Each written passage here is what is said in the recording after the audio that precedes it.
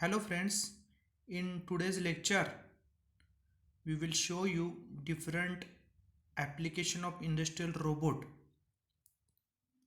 and use of industrial manipulator or industrial robot to perform all manufacturing related activities. In previous lectures we already discussed different types of sensors, actuators and end effectors, classification of sensors, actuators and end effectors, then working principle, construction and working principle of peripheral devices, and advantages and disadvantages. So today we will discuss a new chapter, chapter number 7, industrial robot application. So in that chapter number 7 there are different unit contents like general consideration for selecting robot including layout and work cell, for material handling and machine tending, for spot welding operation, continuous welding operation, sealant application, spray painting operation, assembly operation, inspection and electronic assembly operation. So we will discuss different unit contents one by one. So first application or first point of chapter number 7, general consideration for selecting robots. So in that general consideration for selecting robot including layout and work cell, for material handling and machine tending. So all are familiar with concept of robot work cell. A robot work cell or work cell is an arrangement of resources in manufacturing environment to improve the quantity, speed and cost of the processes. Means a robot work cell is the complete system that include the robot controller and other peripheral such as the part positioner and safety environment. Robot cells are the sometimes referred as work cells. So there are different types of robot work cells used in industry like centered robot work cell, inline robot work cell and mobile robot work cell. These are the three different types of robot work cell according to arrangement of machines and arrangement of robots. So general consideration for selecting robot, in that planning or in planning an application in which the robot will be used to transfer the parts, load a machine or other similar operations, there are several considerations that must be reviewed. So first consideration is the part positioning and orientation.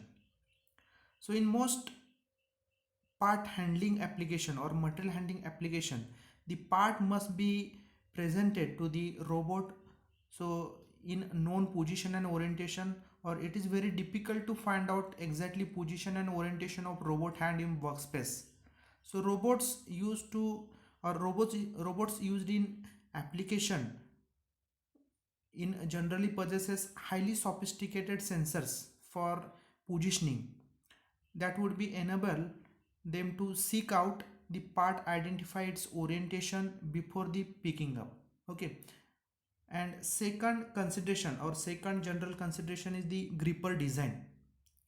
So special end effector must be designed for the robot to grasp and hold the work part during the handling operation.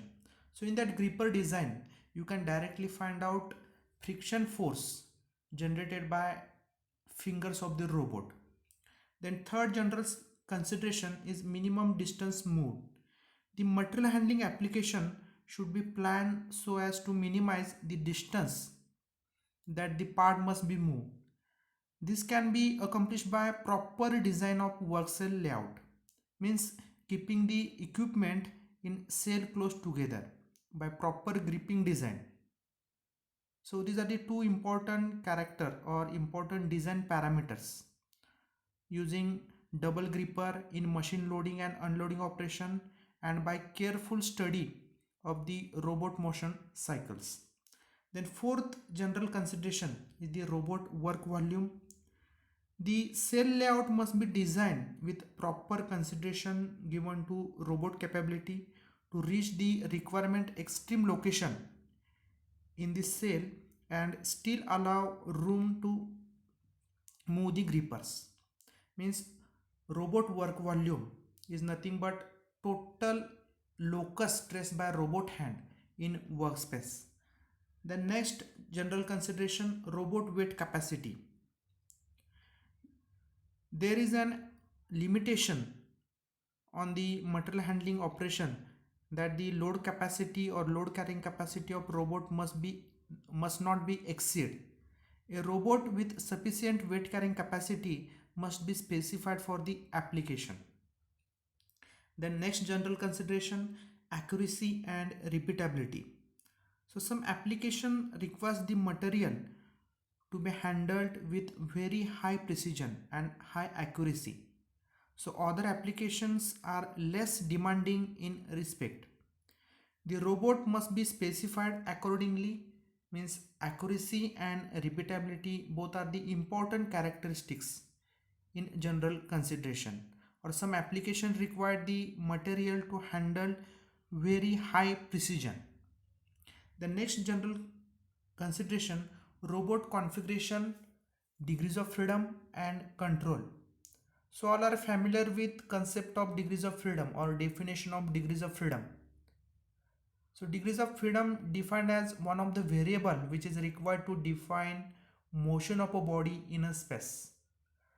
So in that robot configuration and degrees of freedom, many part transfer operations are simple enough that they can be accomplished by robot with two to four joint of motion. So machine loading application often required more degrees of freedom, or robot controller requires the unsophisticated for most material handling operation or palletizing operation or pick and place operation or picking the parts from the moving conveyors are example where the control required are most demanding. And last general consideration for the selecting robot is the machine utilization problem.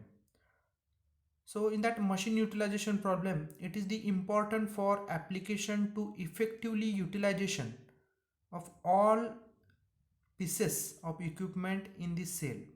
So in machine loading and unloading operation, it is common for the robot to be idle whether the machine is working, and machine is to be idle when robot is working. So in case where the long machine cycle is moved, the robot is idle a high proportion to time. Okay, so to increase the utilization of robot, consideration should be possible for the robot service. So more than the single machine. One of the problem arising in the multi machine cell is the machine interface.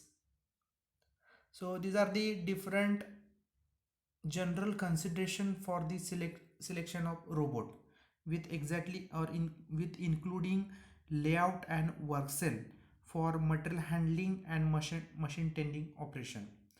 The next point is the different robot application or various application of robot. So first is the machine loading operation, then second pick and place operation, means pick the object from incoming conveyor and place to outgoing conveyor, then welding operation, then painting operation, inspection operation done with the help of robot, sampling of application, assembly operation, manufacturing application, surveillance, then medical application, then assisting disabled individuals, then hazardous environment, then underwater space and remote locations.